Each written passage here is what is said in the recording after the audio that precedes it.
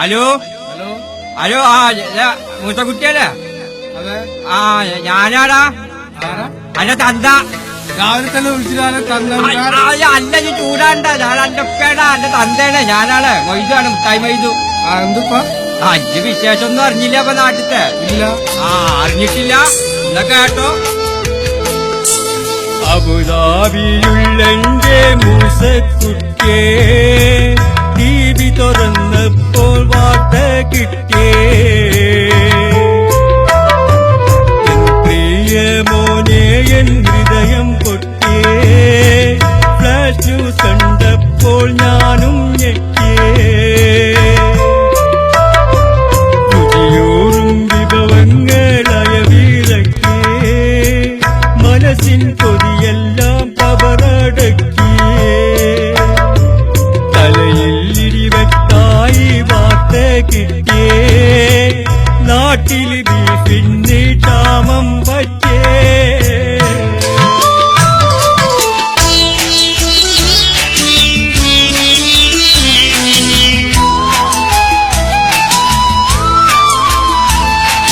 വാർത്തകൾ കൂരമ്പായി കുത്തിത്തറക്കുമ്പോൾ വാങ്ങി ഞാൻ 1/2 കിലോ പോത്തിറച്ചി കൊതിയോടെ.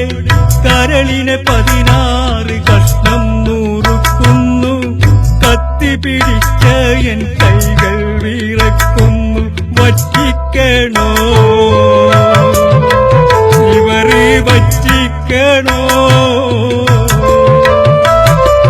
വറ്റിപ്പോയി വെള്ളം വറ്റിപ്പോയി. ഇനി അത് തേങ്ങ കൊത്തുമിട്ട് കൂട്ടരാട് തൈലോലത്തിടണോ? ഇനിയും ഒലത്തുകില്ലേ? പലരും ഒലത്തിണില്ലേ?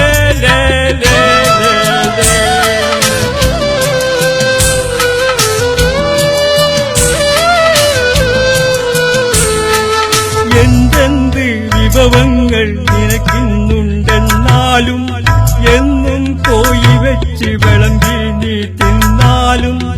ഏറെ ഫിഷ് ഫ്രൈയും മട്ടനും മുണിഞ്ഞാലും ബീഫ് വാങ്ങാനായി പൈസയില്ലെന്നാലും പറ്റിപ്പോകും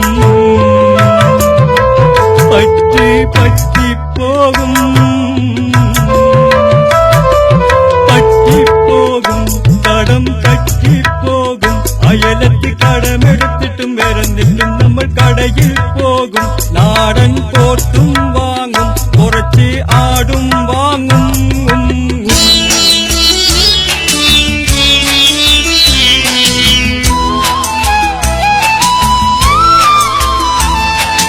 ഉടനെ ഒരു ഫ്ലൈറ്റ് കയറി നാട്ടിൽ പറന്നെത്താനും. സുഗുവിന്റെ കടയിന്ന് ചൂട് പൊറോട്ട വാങ്ങാനും. ചൂടുള്ള ബീഫിൻ ചാറിൽ അത് മുക്കിയടിക്കാനും. എരിവുള്ള ബീഫിന്ന് 2 കഷ്ണം തിന്നാനും കൊതിയുണ്ടുപ്പാ. അതിനെന്ത് വഴിയുണ്ടുപ്പാ? കൊതിയുണ്ടുപ്പാ, അതിനെന്ത് വഴിയുണ്ടുപ്പ?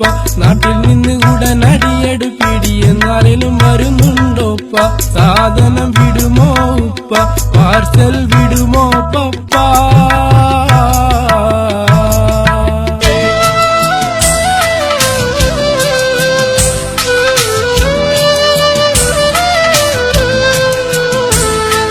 മകനെ ആ പൂതി എന്റെ മനസ്സിൽ വച്ചാള.